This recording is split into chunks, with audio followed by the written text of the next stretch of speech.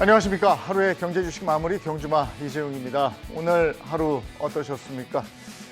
오늘 우리 장 사고 팔고 바쁘더라고요. 그러니까 배당 물량 사고, 양도세 회피 물량 나오고 막 이렇게 사고 팔고 바쁜 장이었습니다. 여러분은 어느 쪽 컨디션이었는지 모르겠습니다.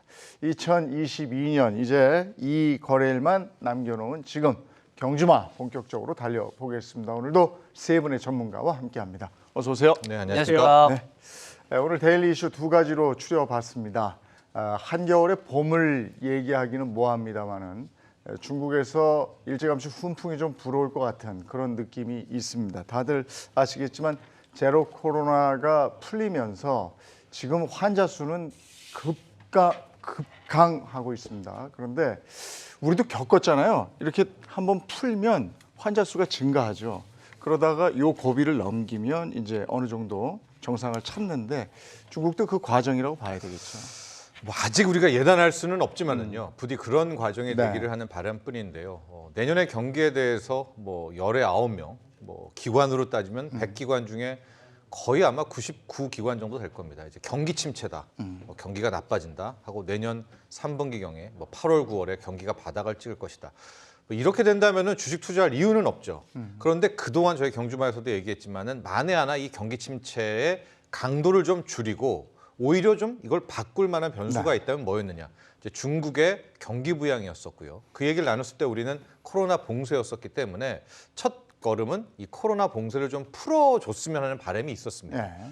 근데 저희가 한 달 전만 해도 공산당은 풀지 않을 거야. 네. 뭐 내년 3월 양회까지 갈 거야. 뭐 이랬었는데 뭐 어떻게 되든 중국이 코로나 봉쇄를 풀었습니다. 풀었어요. 이게 시위든 뭐든. 네. 근데 이제 2단계의 또 한 번의 시험대가 온 겁니다. 그것이 바로 말씀하신 대로 지금 코로나 이 신규 확진자 수가 대폭증을 하고 있고요. 이렇게 되니까 아예 중국 당국에서는 통계를 발표하는 것조차 막고는 있는데요. 자, 이게 약간 따로노는 역설이 나옵니다. 즉 뭐냐면 한켠에서는 병실이 없어서 거리에서 수액을 맞고 막 이러고 있는데, 그러니까 이미 통제를 벗어났다라고 이야기를 하는데 현재 공식적인 중국의 보건당국은 더 풀자는 쪽입니다. 네. 가령 현재 해외에서 중국 입국하는 분들은 격리를 우리도 했었잖아요. 뭐 네. 일주일 격리, 8일 격리를 했었는데 자, 이게 내년 1월 8일부터는 아예 격리가 없습니다. 네. 그러니까 중국에 도착하면 그냥 바로 생활을 할 수가 있는 거고요. 또 하나 PCR 검사 같은 경우에도 보통 이제 뭐 우리가 따로 뭐 검사하고 있었는데 이것도 완전 폐지를 하고요. 더 중요한 것은 이때까지 중국은 코로나19를 감류, 가장 강력한 전염병으로 해서 관리를 했는데 내년 1월 8일 이후부터 이걸 또 의류로 격화시킨다는 겁니다. 네.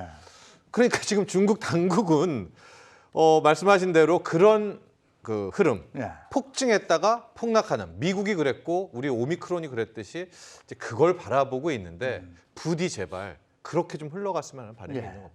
서양도 그렇고 우리도 그렇고 이걸 극복해낸 경험이 있거든요. 그러니까 이렇게 환자 수가 급증을 해도 이제 이걸 이겨내면 다시 평온하게 갈 것이다. 이걸 알기 때문에 중국에서 훈풍이 불 수 있다. 이런 기대감이 있습니다. 그래서 오늘도 리오프닝주, 특히 화장주 같은 것들이 많이 올랐고 중국이 영국에 이어서 대한항공, 아시아나의 기업 결합도 인정을 했다. 이런 얘기도 들리고요. 네네. 중국이 가장 걱정이었는데 물론 이제 뭐 그 약간 노선 같은 경우 좀 바꿔주는 것들을 제시를 하긴 했습니다만 네. 승인을 했습니다. 미국하고 EU만 남았어요. 그리고 아까 말씀하셨듯이 이제 중국이 어쨌든 이번 고비를 넘고 나면 본격적인 리오프닝이 될 거예요. 네. 이게 이제 공식적인 통계가 안 나오고 있습니다만 지금 그냥 그 현재 추산으로는 이미 한 2억 5천만 명에서 한 3억 명까지 걸린 것 같고 춘절이 지나고 나면 한 7억 명 이상 좀 걸리지 않겠냐. 그렇다면 이 정도로 정말 빠르게 늘고 있는데 관리가 된다는 거죠. 그런 자신감이 붙었으니까 말씀하신 대로 이제 본격적인 리오프닝을 볼 수 있을 텐데요. 이거에 중국이요. 그동안 경기 부양하려고 굉장히 많이 노력했죠. 네. 근데 다 필요 없어요. 그러니까 경기 부양책 필요 없습니다. 리오프닝 하면 그게 최고의 경기 부양책이거든요. 네. 그러니까 우리도 경험을 했죠. 그러면서 이게 야 올해 경기 나빠진다는데 왜 이렇게 경기 계속적으로 좋냐 북적북적대고 택시 안 잡히고 이게 결국 리오프닝을 우리가 한번 하면서 사람들이 쏟아져 나온 건데 이제 중국인들이 쏟아져 나올 겁니다. 어디로? 전 세계로 여행이 네. 나올 거예요. 그러니까 그 이미 이제 입국 시에 격리를 좀 풀어준다고 했죠. 원래는 지금 시설 격리 5일 그리고 자가 격리 3일입니다만 총 8일인데 시설 격리 폐지하고요. 그리고 이게 자가 격리를 할지 그냥 그 건강 모니터링을 할지 그렇다면 중국인들이 진짜 해외 여행을 나오게 됩니다. 네. 그게 이제 지금 우리로 치면은 면세점, 화장품 이런 중국의 그런 여행 관련주들은 벌써 많이 올라가고 있고요. 네. 이런 것들을 조만간 우리가 볼 수 있는 그런 코앞에 왔다라고 보시면 될 것 같습니다. 우리가 이제 중국의 영향을 받아서 리오프닝주가 반응을 보이고 있는데 정작 요즘에 이렇게 주가를 보면요. 중국 본토하고 홍콩 H는 그렇게까지 크게 반응 안 하는 것 같거든요. 어떻게 확인하고 계십니까? 일단은 중국 본토 그리고 심천 지수 같은 경우에는 시진핑 3기 출범하고 나서 정책에 대한 기대감으로 조금 더 추가적으로 오를 수 있겠다라고 보고 있지만 홍콩 H 지수가 제일 바닥 대비해서 많이 상승을 했어요. 이미 바닥에서 이미 올랐습니까? 네, 30% 이상 지수가 반등을 했고요. 네. 제일 대표적인 중국의 빅테크 기업인 텐센트도 약 60%가량 바닥에서 상승을 했습니다. 중국의 경우에는 지금 추가적으로 나오고 있는 게 리오프닝인데 네. 지금 도표 이거는 삼성증권 자료고요. 네. 지금 34.6조 원 가량의 저축액이 누적되어 있다라는 건데 34.6조 위안이면 우리 돈으로 6,500조 원입니다. 그러니까 어디 나가서 뭘 쓰질 못하니까 그거 저축하고 있었군요. 그렇죠. 지금까지 소비를 못하고 계속해서 움크려들고 있었는데 네. 약 저기서 소매 판매 약 4조에서 5조 원 정도만 네. 소비를 한다. 저 금액이 약 우리 돈으로 921조 원 정도거든요. 예. 약 1,000조 원에 달하는 금액을 소비를 급격하게 하게 된다면 중국의 리오프닝 관련해서 그리고 중국의 수출 비중이 높은 기업들 네. 전반적으로 아주 뜨겁게 강해질 수 있겠다라고 보고 있습니다. 예. 따라서 지금 중국 국제 여행이라든지 중국 상해 국제공항 뿐만이 아니라 중국 수출 비중이 높은 매출 비중이 높은 미국의 나이키 그리고 우리나라에서도 임플란트 관련된 업종들 네. 그리고 미용 관련된 업종들 네. 그리고 화장품 전반적으로 대한민국뿐만이 아니라 중국에서 소비가 되고 있는 리오프닝 관련된 업종들은 지금 최근에 강세를 보이고 있다라고 봐주셔야 될 것 같습니다. 강구현 매니저의 이 얘기에 두 분도 이견은 없으신 거죠? 리오프닝 주가 어떻게 보면 2023년의 주도주가 될 수도 있을 것 같은데 초반에 어떻게 보십니까? 네, 뭐 적극 공감하고 예, 있고요. 예. 저는 한 걸음 더 나아간다면 예. 이제 달러가 뭐 세계를 쭉 보면 갈 데가 없잖아요. 네. 그럼 이제 주머니에 들어있을 텐데 중국이 저렇게 으쌰으쌰를 하게 된다면 네. 돈이란 것은 항상 뭐 먹을 거 없나 이렇게 쳐다봅니다. 네. 그래서 중국 오게 되겠죠. 그럼 이제 위안화 강세, 그럼 같은 바스켓에 있는 원화 강세. 그렇게 되면 달러 유동성으로 인한 이제 리오프닝으로 시작했지만 네. 전반적인 주식시장 자체에서도 역설적으로 경기 침체를 우리가 너무 많이 지금 네. 이야기를 하잖아요. 네. 여기에서 오히려 좀 반전도 기대해 볼 수 있지 않을까 또 이런 생각도 해봅니다. 그러면 리오프닝 수혜줄은 뭐를 들 수 있을까요? 지금 화장품이나 뭐 이런 종목들 얘기했는데 카지노 관련주, 관광주 다 해당이 되겠죠? 맞습니다. 일단 소비가 폭발을 하는 건데요. 네. 근데 지금까지 리오프닝주 별로 재미없었는데 네. 규모가 다른 거죠. 인구가 달라요. 중국이 이제 풀린단 말이에요. 중국인들이 쏟아져 나오는 건데 기본적으로 똑같습니다. 여러분들 지금 10월, 11월 다 일본들 많이 다녀오셨죠. 풀리니까 여행 욕구가 어마어마할 겁니다. 그거에 대한 수혜를 우리나라 주식 그 관련 기업들뿐만 아니라 글로벌 기업들이 다 받을 거고요. 지금 어쨌든 그 중국인들에게 설문조사를 해보니까 가고 싶은 나라가 1위 태국, 2위 일본, 3위 한국, 4위 미국 이렇게 나왔거든요. 이게 어마어마하게 갈 거예요. 그런 기업들이 수혜를 받을 거고 소비가 폭발하면서 관련된 소비주들도 좋을 거고요. 그러면서 또 하나 또 약간 또 파생돼서 나오는 거는 지금 중국의 소비가 되게 안 좋은 거에 따라 영향을 받고 있는 것들이 되게 많거든요. 네. 중국 지금 IT 업종에서 가장 안 좋은 게 중국의 휴대폰 판매가 너무 안 되는 거예요. 스마트폰 네. 판매가. 그렇게 돼버리면 반도체 업종까지도 덩달아 수혜를 볼 수 있는 것들이 다 연결돼 있다라고 보시면 될 것 같습니다. 종목 깊숙이 들어가서 모르니까 중국 관련해서 ETF 같은 종목에 좀 기대를 해봐도 괜찮겠습니까? 일단은 홍콩의 경우에는 현재 평균적으로 히스토리컬 PER이 약 7배 정도였거든요. 근데 지금 약 5배 정도 수준입니다. 4배까지 빠졌다가 5배로 올라온 수준인데 홍콩 H 지수에 뭐 상장되어 있는 기술주들 네. 당분간 조금 좋을 것 같고요. 그리고 중국에서도 코로나 급격하게 확진자 숫자가 늘어나고 있는 게 문제이지만 지수가 빠지지 않고 있습니다. 따라서 지금 시장에서 혹은 경기 전반적으로 우려하고 있는 게 중국이 다시금 리오프닝을 조금 축소하지 않을까 이런 우려가 나오고 있는데 시장 자체가 빠지지 않는 걸로 봐서는 당분간은 중국 자체가 좀 강할 수 있겠다. 따라서 지수 투자하는 것도 괜찮겠고 빅테크 기업들 가장 피해를 많이 봤던 것들 그리고 임의용 관련된 것들 좀 투자할 만하다라고 보고 있습니다. 네. 중국 관련 얘기 나눠봤고요. 이번에는 2022년 올 한 해 우리를 짓누른 것이 아무래도 인플레 거기에 따른 금리 인상 아니었겠습니까? 그런데 우리나라도 이제 금리 인상을 하면서 거기에 대한 그 한국의 기대 인플레이션 이게 3.8%예요? 낮아진 거잖아요. 그렇습니다. 예. 거의 6개월 만에요. 반년 만에 3자를 보게 됐는데요. 네. 중앙은행 입장에서는 현재 매달 나오고 있는 소비자 물가 상승률, 인플레이션 지표도 중요하지만 네. 정말 더 중앙은행이 바라보고 있는 것은 이 기대 인플레이션입니다. 앞으로 1년 뒤에 물가가 어떻게 될까를 이 경제 참여자들이 예측하고 있는 건데요. 인플레는 이제 산불의 불씨 같아서 이걸 밟아놓지 않으면 또 타오르고 또 타오르거든요.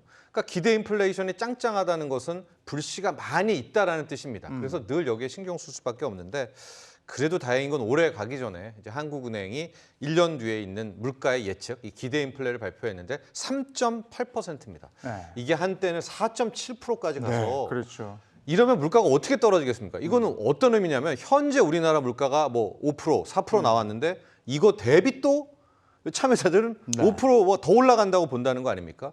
근데 참 다행히도 일단 3.8%로 떨어졌다라고 볼 수가 있겠고 지난주였습니다. 미국도 이제 기대 인플레이션 집계가 나왔었는데 미국은 1년 후에 따지게 되는 그 기대 인플레를 4.5%. 네. 특히 5년짜리 장기 인플레 같은 경우에는 2.9%로 집계가 됐거든요. 약간 뭐 긴 이야기긴 하지만 그래도 앞자리에 2자를 봤다는 것들. 그렇다면 우리도 그렇고 미국도 그렇고 현재 나오는 인플레이션 지표뿐 아니라 이제 기대 인플레이션에서도 어느 정도 좀 물가가 잡히고 있다라는 이제 그런 느낌을 받을 수가 있을 텐데요. 다만 이런 건 있죠. 고물가 시대가 끝나는 건 아닙니다. 네. 이게 물가가 이미 한 차례 미국은 뭐 7%, 8%, 9% 오른 다음에 여기에 4, 5% 오르는 거고요.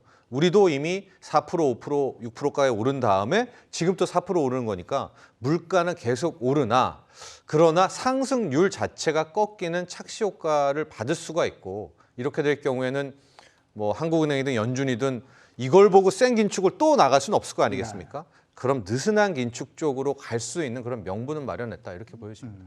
달러가 진정이 된 것도 한몫한 거죠. 그럼요. 일단 수입 물가. 예. 그 환율이 중요한 게 수입 물가 아니겠습니까? 그러니까 이렇게 생각해 보시면 돼요. 국제 유가가 한 고점에서 40% 빠졌는데 네. 우리가 넣는 휘발유와 경유는 그만큼 안 빠졌어요. 그건 네. 환율 때문입니다. 그래서 미국의 소비자들은 이미 굉장히 낮은 휘발유를 넣고 있는 거죠. 네.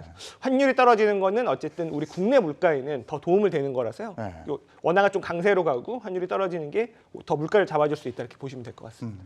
그러면 이제 나올 게 나온 거잖아요. 중국 리오프닝, 기대 인플레 하락, 그다음에 금리 속도 조절, 그죠? 네. 금리 인상의 속도 조절. 이런 거면은 내년에 주식이 우리가 부정적으로 볼 필요는 없는 거잖아요. 지금 시장에서는 경기 자체가 연착륙이냐 경착륙이냐 문제였고 지금은 어느 정도는 연착륙의 가능성이 좀 높아지는 것 같아요. 그런데 경기 둔화에 대해서 지금 너무 언론에서 시끄럽게 다루고 있다 보니까 지금 투자자분들이 너무 많이 겁을 먹고 있는 것 같습니다. 위축되죠, 당연히. 네, 맞아요. 네. 그런데 주식시장 이런 주식 시장은 네. 이런 금융시장은 실물 경기에서 약 6개월에서 1년 정도 더 먼저 반등하고 먼저 떨어지거든요. 그러다 보니까 내년 상반기에 경기 침체가 온다라고 하고 그리고 이제 주가도 충분히 많이 빠졌고 개인적으로는 지난 10월의 저점을 깨지는 않을 거다라고는 보고 있습니다. 특히 중국의 리오프닝에 대해서 그리고 뭐 특히나 중국의 수출이 많은 국가라든지 기업들에 대해서는 좀 기대를 많이 가짐직하다라고 보고 있고요. 지금 많이 지쳐 있지만 주식을 완전히 손 놓고 있기보다는 조금 더 기민하게 더 관심을 가지고 좀 투자할 필요가 있다라고 보고 있습니다. 우리 금리도 이제 계속 미국 금리처럼 오르다 보니까 있는 분들은 예금 금리가 좋으니까 오히려 이득인데 대출 많이 한 서민 청년들은 되게 힘들어요. 우리 금리는 어떻게 되겠습니까? 우리 금리도 좀 이렇게 조정이 되겠죠. 그런데 우리 금리가 결국은 또 세계 중앙은행이 미국 금리를 따라가기 때문에 우리만 완전히 따로 놀 가능성은 좀 낮아 보입니다. 다만 미국은 그동안의 추이를 보면 올 1월부터 물가가 튀어올랐거든요. 네. 그렇기 때문에 소위 말한 역기조 효과를 본다면 내년 1월 같은 경우에는 오히려 인플레가 좀 떨어지게 보이는 상승률이요. 네. 이런 효과가 바로 1월부터 나올 수 있을 것 같은데 우리의 올 한 해 물가를 보면 우리는 4월부터 올랐거든요. 네. 그러니까 우리는 1, 2, 3월은 오히려 더 짱짱하게 좀 인플레이션이 나올 수가 있기 때문에 적어도 우리가 미국보다는 조금 더 금리 인상을 한번 뭐 3.5, 뭐 3.75까지는 올려놓을 그럴 개연성도 우리가 부인할 수가 없고요. 또 하나 좀 체크 포인트가 우리는 관리 물가가 이 소위 말하는 물가를 좀 많이 눌러놨습니다. 이게 무슨 얘기냐면 공공요금을 끝까지 붙잡아가지고 덜 올랐거든요. 네. 근데 지금 돌아가는 폼새나 정부가 하려는 그런 움직임들을 보면 내년에는 전기요금, 가스요금 올릴 것 같거든요. 네, 그럼 또 얘가 오른다고요. 꽤 우리는 네. 소비자 물가 상승률을 끌어올릴 수 있는 여지가 있어서 미국이랑은 조금 좀 더디게 네. 뭐 금리의 정점이라든가 또 물가라든가 이런 것들이 좀 이어질 수는 있을 것 같습니다. 2022년 올 한 해 많은 분들이 우리 장의 악재 뭐 여러 가지를 꼽았습니다만은 많은 분들이 파월의 입을 또 뽑았습니다. 악재 중에 악재죠. 그렇죠. 근데 이렇게 망신도 당하고 파월의 입 때문에 공포도 느끼고 뭐 이렇게 했는데 파월이 요즘에는 지표를 기가 막히게 맞춘다면서요? 그동안 너무 많이 틀렸어요.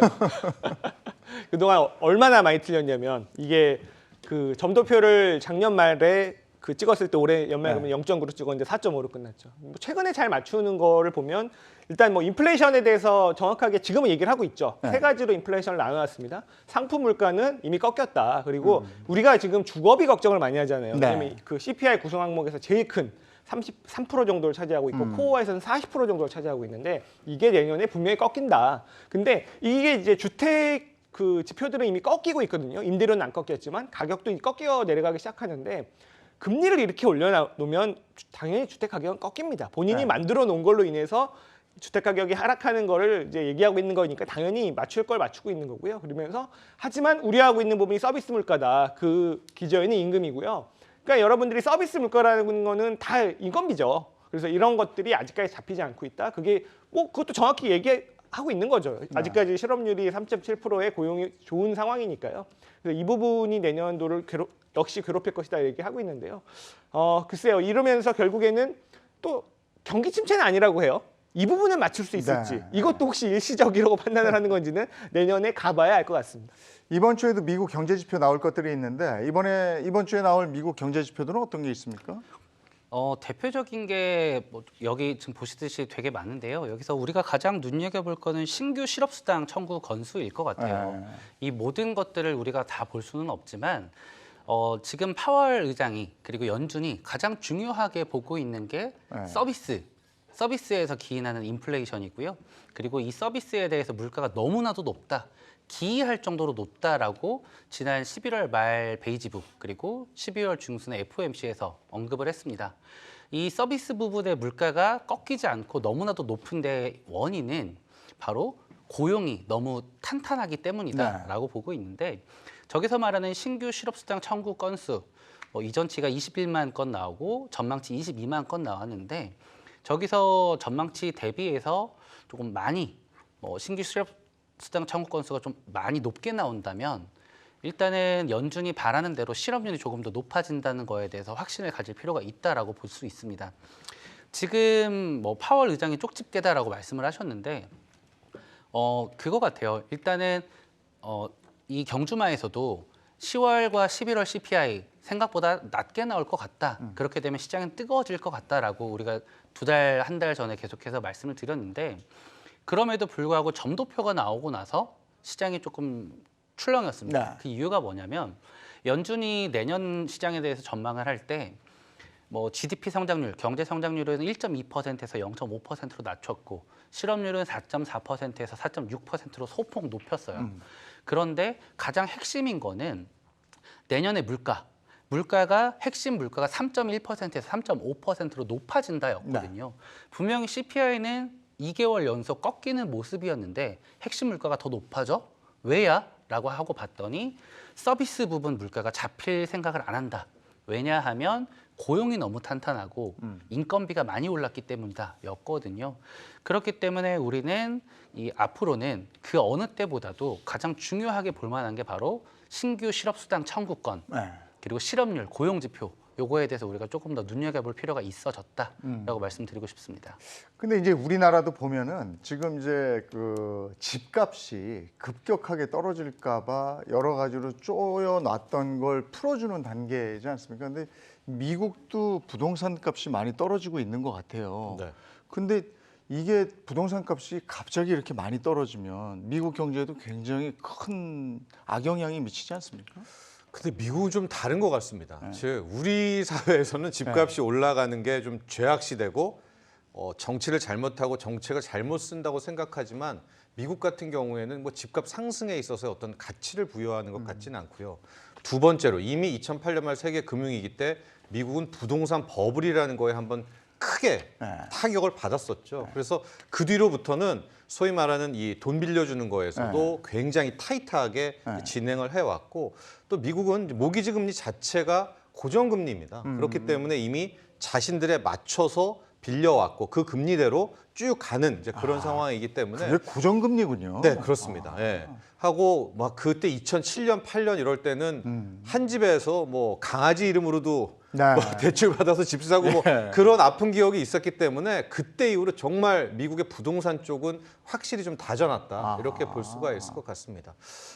그래서 우리가 좀 체크할 것은 지표가 나올 때 어떤 지표는 good is good, bad is bad 잘 나오는데 어떤 지표는 좋게 나왔는데 시장이 빠지는 경우가 있잖아요. 그거를 딱 두 개만 기억하시면 되는데 고용과 부동산입니다. 이거는 고용이랑 부동산은 나쁠 때 시장이 올라요. 그러니까 고용과 부동산은 막 나쁘게 나왔으면 해야 되는 지표고요. 나머지 제조업 지표라든가 소비 지표라든가 뭐 생산 지표는 이건 그대로 가요. 근데 최근에 주가 빠질 때는 어떻게 빠졌느냐? 소비 지표 안 좋았을 때 무너졌죠. 예. 그리고 고용 잘 나오는데 구실 때 배드였었고 자 이제 앞으로 우리가 남은 것은 고용이 더 나빠지기를 미국에 그리고 부동산은 지금 꽤 많이 나빠지고 있는 것 같아요. 이런 것들을 본다면 저는 느슨한 긴축도 신년부터는 좀 가능하지 않을까라고 보고 있습니다. 왜냐하면 고용이 타이트하다 하는데 지금 대기업들 보면은요, 뭐 구글, 뭐 트위터, 아마존 어마어마한 감원 폭풍이거든요. 구글은 아직은 아니지만 이제 곧 할 것 같고요. 뭐 테슬라도 마찬가지고 그렇다면 지금 좀 밑단에서 나오는 신규 실업 청구 건수가 계속해서 줄어들고 기대치보다 덜 나오는 것도 한순간에 역전이 되지 않을까라고 해서 그것들을 좀 확인하면 연준도 이제 한 걸음 좀 느슨한 긴축 쪽으로 방향을 틀 수 있다 이렇게 봅니다. 근데 이제 그 소비자 물가라든지 이런 지표들이 연준이 원하는 대로 나오려면 사람들이 어느 정도 지갑을 좀 닫아줘야 되는 거잖아요. 근데 우리나라도 그렇고 제가 뭐 미국은 최근에 뭐 가보진 못했습니다만은 그쪽도 그렇고 쓰는 사람은 쓴단 말이에요. 특히나 우리나라는 제가 몇 번을 얘기했습니다만은 이게 경기 침체로 가는 길은 아닌 것 같다 할 정도로 엄청 써요. 뭐 주말마다 차 막힐 정도로 놀러 다니시죠. 비싼 집들은 예약도 안 되죠. 다들 그런데 이게 부익부 빈익빈이 더 심화되는 거 아닌가? 이런 과정에서 과연 원하는 지표가 나올 수 있을까? 이런 생각이 들거든요. 부익부 빈익빈 심해지는 거는 당연히 금리가 지금 높기 때문에요. 아까도 말씀하셨듯이 자산가들은 유례 없는 고금리를 누리고 있습니다. 그렇죠? 예금으로 채권으로 누리고 있는데 서민들은 대출 있죠. 뭐 일반인들도 대출 금리가 많이 올라갑니다. 그리고 기업들도 보더라고요. 그러니까 어쨌든 금리가 높아지면 어려운 건 서민 그리고 중소기업 그리고 스타트업 이제 막 시작하는 이런 사람들이 힘듭니다. 이 얘기는 결국에는 이 고금리가 약자들을 더 괴롭히면서 이게 그들이 망가지면서 이제 경기가 둔화된다는 건데요. 근데 이게 소비라는 거는 부유층이 아무리 써봤자 만약에 우리 이재용 아나운서가 저보다 재산이 10배가 많다고 해서 저의 소비를 딱 10배를 하진 않아요. 그렇잖아요. 부유층들은? 그랬으면 좋겠네요. 한 두세 배 하겠죠. 두세 배. 그래서 원래대로 이게 이론상으로 경제 이론상으로 그 나라의 소비를 부흥시키려면 사실 그 돈을 저소득층한테 뿌리면 그게 요번에 팬데믹의 보조금 아닙니까? 그게 소비 굉장히 경기를 부양시키는 거예요. 왜냐면요 돈이 많은 만큼 소비를 다 하지 않기 때문입니다. 그래서 당연히 이제 이들이 그 일반적인 중산층부터는 소비 여력이 말라가고 있어요. 이게 아마 내년도에 보시게 될 우리가 온다한 경기 침체가 그거를 아마 좀 겪게 되실 게 아닐까 그렇게 좀 생각을 하고 있습니다. 현장에 계시니까 2022년에 돈의 흐름이 보였잖아요. 네. 그런데 그런 돈들이 지금 많이 딴 데로 간 게 느껴지시잖아요. 그렇죠. 네. 일단은 금융적인 측면에서 봤을 때는 증권사나 은행에서 온도차가 좀 많이 큰 것 같아요. 일단은 고금리를 주고 있는 저축 예금 쪽으로 좀 많이 갔고요. 그리고 투자자분들이 대출 금리가 너무 오르다 보니까 일단 대출부터 끄는 그런 습성이 좀 많이 보이기 시작했습니다. 그리고 소비적인 측면, 이제 대한민국의 하나의 시민으로서 국민으로서 조금 보자면 재화에 대한 소비는 확연히 준 것 같아요. 예를 들어서 새로 옷을 산다거나 뭐 핸드폰을 바꾼다거나 이런 거는 확실히 줄었는데 우리 지금 물가에서도 나타나다시피 서비스 부분, 예를 들어서 뭐 맛있는 걸 먹으러 간다거나 여행을 간다거나 이거는 리오프닝 효과가 조금 나오면서 다시금 리오프닝이 나오면서 이 서비스 부분에 대한 수요는 여전히 조금 탄탄한 편이다. 그런데 재화에 대한 소비, 옷이라든지 뭐 상품 이런 것들은 좀 많이 줄었다. 이런 것들이 지금 미국 시장에서도 전반적으로 나타나는 것 같습니다. 뭐 연준 파월 의장이 말했듯이 상품에 대한 소비, 상품에 대한 거는 소비 침체로 인해서 급격하게 하락을 했는데 서비스 부분은 여전히 이상하게 줄고 있지 않다였고요. 저도 최근에 이제 금융사에 있는 직원들은 1419라고 해서 각 지역의 중학교, 초등학교, 고등학교 학생들한테 금융교육을 하는데 네. 그때 제가 조금 조사하다가 좀 깜짝 놀란 게 있어요. 통계청에서 대한민국 가구 평균, 월 평균 가구 소득을 검색을 해봤더니 중위소득이 작년에 428만 원에서 네. 올해 480만 원까지 껑충 뛰었습니다. 다시 말해서 약 15%가량 연봉이 평균적으로 뛴 거예요. 네. 그러다 보니까 인플레이션 때문에 소비가 는 것도 있는데 실질적으로는 이 서비스 부분에 대한 수요는 임금 인상 때문에 조금 많이 나왔다라고 봐주셔야 될 것 같습니다. 네. 지난해하고 올 초에요. 우리 아이들 주식 사주기 뭐 이래가지고 아이들 거 많이 이제 주식에 미리 증여해줘가지고 했는데 아이들이 지금 초등학생 단계에서 마이너스 20, 30%를 맛보고 있어요. 예? 그냥 이 아이들 어떡합니까? 뭐 이건 여담이었고요. 네. 인생의 쓴맛을. 아니 갑자기 그 생각이 갑자기 들어서. 예. 우리가 2022년에 얘기를 할 때 꼭 미국 얘기했어요. 그 다음에 이제 그 중국 얘기하고, 그 다음에 우리 장 얘기하고, 여기서 빠져 있는 게 그렇죠. 일본이 빠져 있었습니다. 그런데 최근에 이제 2022년이 저물어가는 이때에 일본이 나 여기 있어요라고 하듯이 금리를 건드렸습니다. 네. 그래서 지금 이제 일본을 계속 얘기하게 되는데 일본이 크리스마스를 훔쳐갔다. 이게 월스트리트 저널의 기사 제목입니다. 금융시장의 변동성에 일본이 이제 드디어 영향을 미치게 되는 겁니까? 그렇다고 봐야 될 것 같습니다. 물론 어제 당장 또 구로다 총재가 나와서 금융 완화 정책은 아니다. 본인이 있는 한, 본인은 내년 3월까지 있거든요. 네. 금융 완화는 계속된다라고 이야기는 했으나 실제로 일은행은 이제 구로다와 그 일본에 기속돼 왔던 소위 말하는 이제 완화 정책의 어떤 종언을 선언하는 것이 아닌가 이렇게 보여지고 있습니다. 뭐 이 시간에도 많이 이야기를 했지만은요, 이제 사실상의 장기 금리를 0.5%까지도 이제 끌어올리는 이제 금리 인상, 사실상의 금리 인상을 단행한 건데 이걸 여러 가지 측면에서 좀 볼 수 있는데요. 저는 한 가지만 뭐 시간 관계상 말씀드린다면 일본은 GDP 대비 250%라는 빚을 지고 있다는 거잖아요. 네. 근데 그 빚쟁이 채권자는 누구냐? 다 일본 국민들한테 지고 있고요. 예. 그러니까 대내적으로는 그렇게 빚더미에 쌓여 있는데 대외적으로는 몇 안 되는 순채권국입니다. 뭐 일본, 독일, 이스라엘과 마찬가지로. 네. 그러면은 일본이 가장 많은 채권을 들고 있는 나라가 어디냐? 미국입니다. 네. 그러면 무슨 구조가 되느냐? 이제 앞으로 금리가 이제 올라가죠, 일본이. 네. 그러면 일본 재무성은 이자 내야 되니까 허덕이잖아요. 네. 그럼 갖고 있는 해외 자산을 팔아야 되는데 그럼 미 국채를 팔아야 돼요. 네.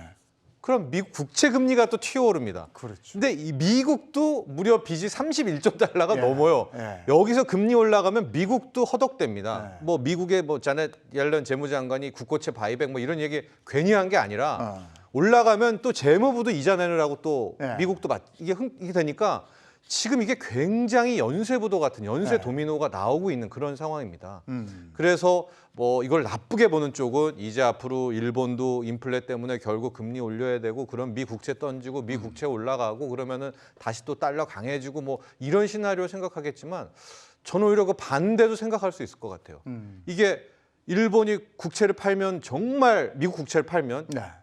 진짜 위기가 나오니까 어떤 식으로든 일본이 미 국채 안 팔고 스무스하게 넘어가기 위해서 다 좀 조심 뭐 이런 좀 효과도 나올 수가 있지 않는가? 거기에 첫 번째 길은 실은 달러 약세입니다. 네. 달러가 일단 내가 희생할게라고 해서 납작 엎드린 다음에 뭐 엔화 강세라든가 이런 식으로 최대한 일본의 인플레 좀 낮출 수 있는 이제 그런 모습으로 갈 가능성도 분명히 있다고 봅니다. 그러면 어쨌든 2023년에는 그 달러가 이제 강달러는 이제는 물 건너 간 거고 내려오고 그다음에 엔화 가치가 좀 올라가고 위안화, 원화 가치도 좀 오를 것이다. 이렇게 예측하시는 거죠. 네, 저는 달러 약세를 보고 네, 있고요. 네. 달러 약세만이 내년 경기 침체라는 그 어마어마한 비관적 전망 속에서 그래도 좀 한 줄기 희망의 빛이다. 이렇게 보고 있습니다. 미국도 알고 있죠, 이거.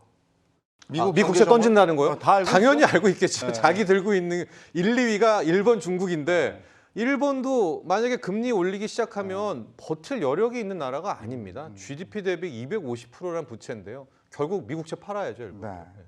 일본 시중 금리가 오르면 엔캐리 트레이드가 재미없어진다.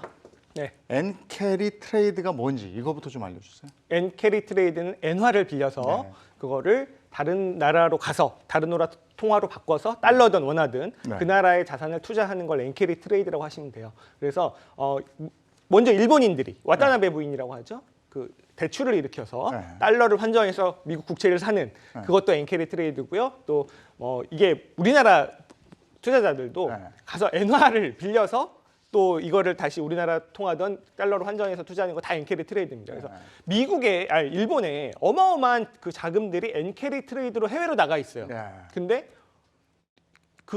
일단 대출 금리도 거의 제로였죠. 그리고 엔화가 계속 약세가 되니까 내가 갚을 때 되면 더 싸져요.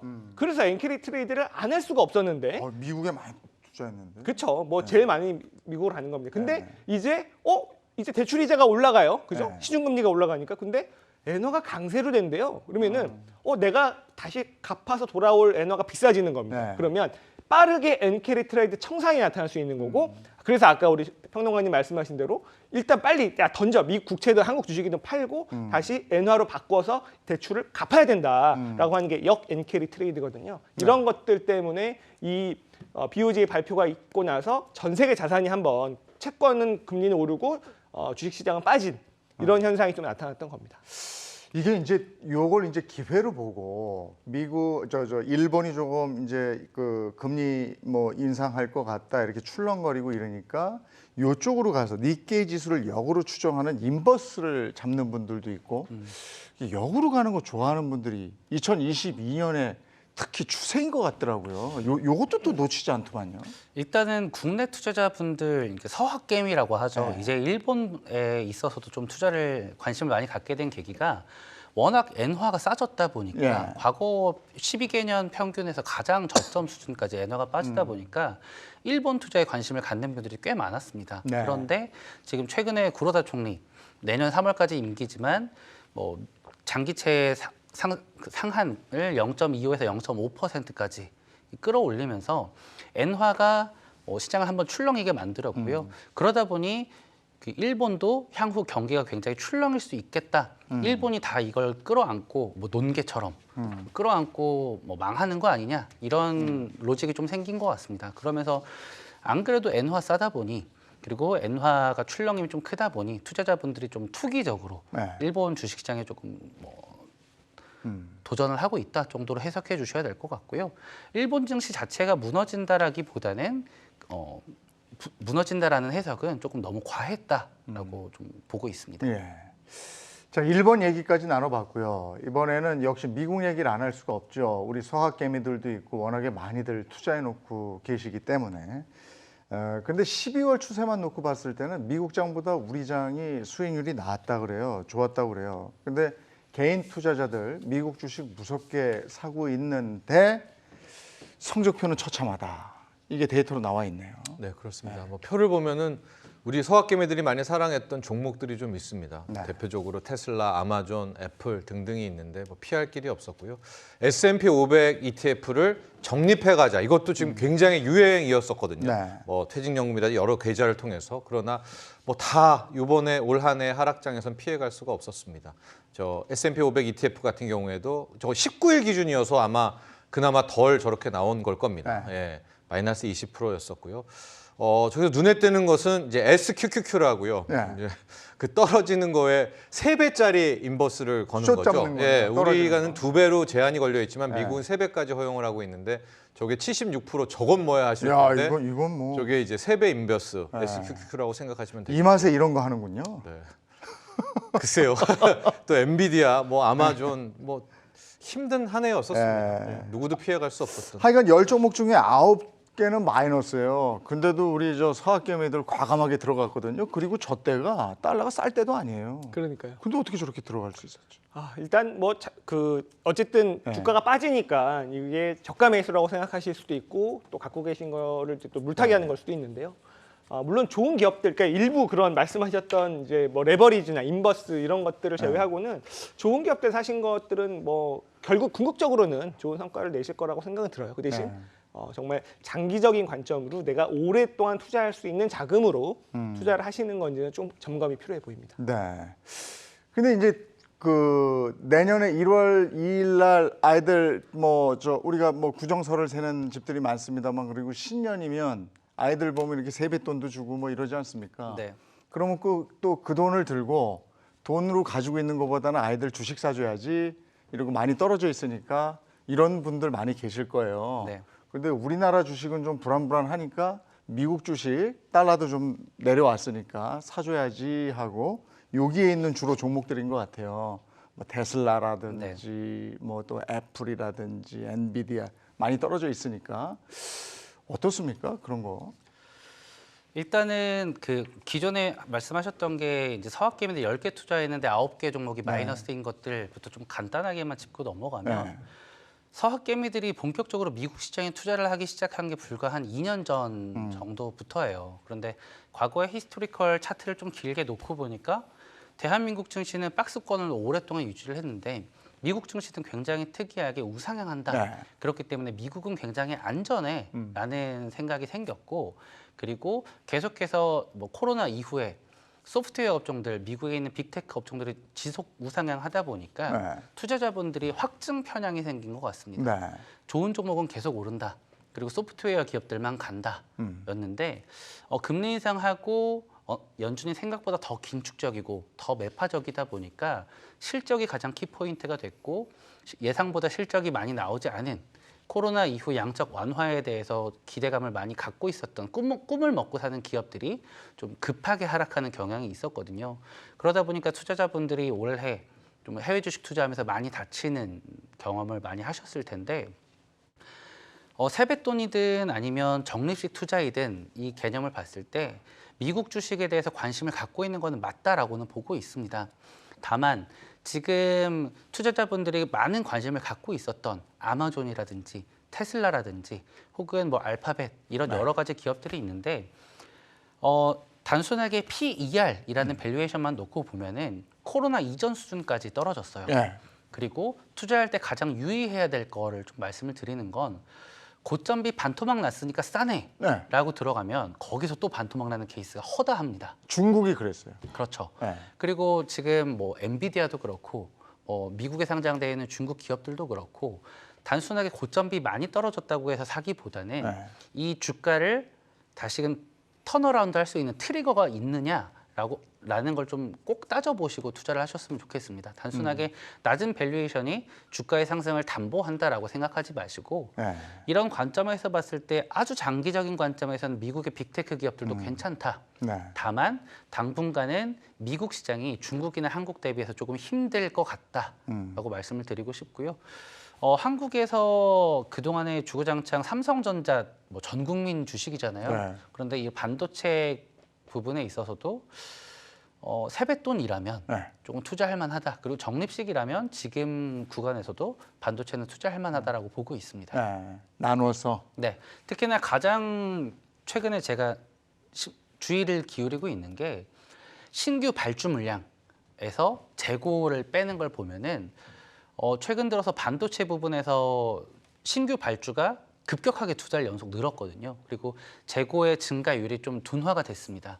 이 말은 뭐냐면 이 반도체의 재고 팔리는 양은 신규로 주문이 들어오는 건 늘어나고 있는데 재고가 둔화가 되고 있다는 거는 지금까지 가장 반도체에 있어서 문제가 됐던 거는 재고량이었는데 이 재고가 경기 둔화가 어느 정도 바닥을 찍고 다시금 반도체에 대한 수요가 늘어난다. 그렇기 때문에 반도체 특히나 메모리 반도체, 삼성전자, 하이닉스, 마이크론 같은 이런 내구재 성향을 지니고 있는 반도체는 우리가 지금 좀 관심을 많이 가질 필요가 있다라고 말씀드리고 싶습니다. 그러면 세뱃돈으로 엔비디아 사지 말고 삼성전자를 살까요?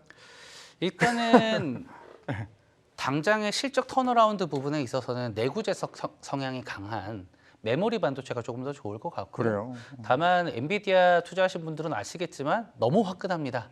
3분의 1 토막 금방이고요. 또 3배 오르는 것도 금방인데 아주 장기적으로 본다면 비메모리 엔비디아가 조금 더 매력적으로 보일 수는 있겠다.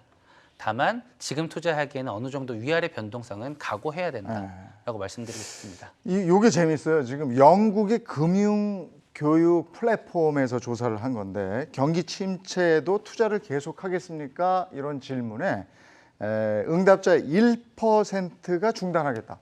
중단하겠다 한 답이 1%밖에 안 나왔어요. 그리고 충격적인 건 투자 찬성이 29%가 투자를 투자하겠다 한 사람 중에 29%가 묻고 더블로 간다. 과감하게 투자하겠다. 이 판단 어떻게 보십니까? 아마 이들 영미권에서는 주식이라는 것이 마치 우리가 어릴 때부터 했던 적금과 좀 비슷한 개념인 것 같습니다. 우리가 부동산에 대한 선호, 부동산으로 성공담이 훨씬 더 많지만은요. 또 이런 서구권에서는 주식에 대한 성공담과 성공의 역사들, 자신들 부모님, 할아버지 이런 식이 아니겠습니까? 아마 그래서 이 정도로 좀 장기 투자의 마인드를 갖고 있는 것이 아닌가 이렇게 보고 있는데요.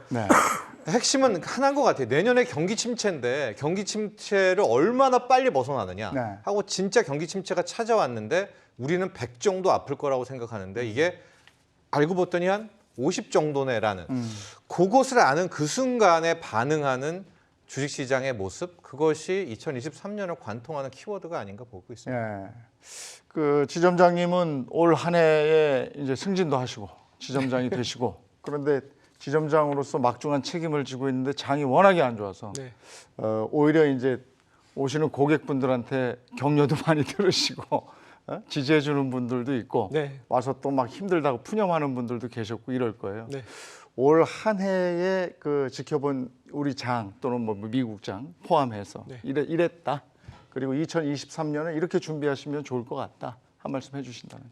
많은 분들이 격려해 주시고 지지해 주신 거에 비해서 맡은 바 소위 말해서 못한 것 같아서 통렬하게 반성을 하고 있습니다. 이게 시청자분들께 과연 좋은 투자 전략을 드렸는가, 그리고 제가 모시고 있는 고객분들 포트폴리오가 조금 이게 제가 관리를 잘 해드렸는가, 이런 것들을 반성하고 있고요. 하지만 지금 현 상황을 어쨌든 무엇이 잘못됐는지를 잘 분석을 하고 내년도 전략을 짜면서 내년도에는 이제 시청자분들께도 좋은 또 전략 많이 드리고요. 또 그 고객님들 이제 포트폴리오도 잘 운용을 해야 되는데, 어쨌든 올해를 그 관통했던 인플레이션과 고금리, 그리고 내년은 어쨌든 경기 침체란 말이에요. 이런 것들의 함수를 잘 버무려 봤을 때 저는 상당 부분 이제 경기 침체가 선반영돼 있다라고 생각을 하고 있어요. 그 부분을 마지막 우리가 이제 4분기 실적 발표 나오면서 내년도 실적 추정치가 떨어지는 그 고비를 넘겼을 때 생각보다 빨리 그런 말씀하셨듯이 긴축 강도가 완화되면서 시장이 바뀔 수 있는 부분,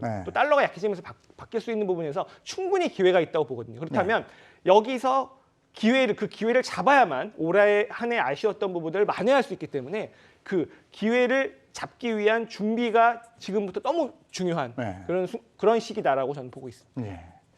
강구현 매니저도 이번에 인사가 있었죠? 네. 이제 지점을 옮기신 거죠? 네, 지금 도곡 지점에서 근무하고 있는데 내년부터 수원 영통 지점에서 근무를 하게 됐습니다. 다행히도 올해 굉장히 안 좋은 시장이었지만 정말 다행히도 이제 모시고 있는 메인 고객분들 거의 대부분이 같이 수원 영통에서도 거래를 해주신다고 하셔서 조금 마음이 놓이는데 신규 투자자분들은 수원 영통에서 영통지점에 찾아오시면 저를 만나실 수 있고요. 네. 아니 만나기만 하면 안 네. 되죠. 최선을 다해서 모시겠습니다. 2023년에 어떻게 하라고 얘기를 여기서도 해주셔야죠. 네. 제가 장희성 지점장께서 방금 이제 코멘트를 하고 있을 때 네. 제일 먼저 떠올랐던 단어가 코로나 때였어요. 네. 2019년 말에 코로나 터지고 나서 2020년 3월 달에 코스피 1,400까지 빠졌을 때 네. 진짜 지구가 멸망할 것처럼 시장이 반응했지 않습니까? 네. 그리고 그때 아이러니하게도 네. 최근에 10년 동안 가장 많은 증권 계좌 개설이 일어났을 때가 2020년 3월이었어요. 네. 그런데 그때 의미 있는 수준으로 투자를 행하신 분들이 거의 없습니다. 그리고 그때랑 지금이랑 비교를 해보면 오히려 그때가 더 공포스러운 장이었고 지금은 굉장히 아주 오랜 기간 하락에 있어서 굉장히 지친 시장이지 않습니까? 네. 그런데 2020년 3월에도 용기를 내서 투자하신 분들은 굉장히 큰 돈을 버셨어요. 그렇기 때문에 지금은 경기 침체다라는 이슈에 너무 휘말리지 마시고 우리 좀 냉철하게 시장을 보시고 어느 정도 금융시장이 실물 경기에 약 6개월 정도 선행한다라는 거를 기억하시면서 좀 용기를 내셨으면 아마 내년에 다른 투자자분들에 비해서 조금 더 많이 웃으실 수 있지 않을까 생각을 하고 있습니다. 예. 정철진 평론가는 우리 이제 경주마 시작하면서 그거 기억하세요? 1월 3일에 우리 경주마가 시작이 됐는데요. 1월 3일이 올해 최고가였습니다. 주가가. 맞아요. 그래서 그때 이제 좀 가나 했는데 그래서 이제 희망을 드릴 얘기를 하려고 그랬는데 우리 정철진 평론가가 2,300 갈지도 모른다. 대비해라. 이제 조심해야 될 때다. 이래서 이 사람이 이거 이러면 곤란한데 이렇게 생각이 들었어요. 그래서 그때부터 그게 맞기 시작하면서 뭐 에너지 관련 뭐 해서 하도 예언을 많이 해서 저희가 별명을 정스트라다무스라고 붙일 정도였는데 사실은 기분 나쁘게 그게 맞아 떨어졌단 말이에요. 내년 2023년 얘기 잘 하셔야 됩니다, 지금. 저는 이제 진인사 대천명 이렇게 말씀드리고 싶습니다. 저희가 내년 경기 침체니까 뭐 진짜 주식할 맛 안 나고 해서도 안 되는 네. 해지만 세 가지 정도 요건이 갖춰진다면 반전이 일어날 수 있다는 얘기를 이제 2130 네. 간 후에 이제 많이 드렸잖아요. 올 10월에. 첫 번째가 느슨한 긴축과 달러 약세.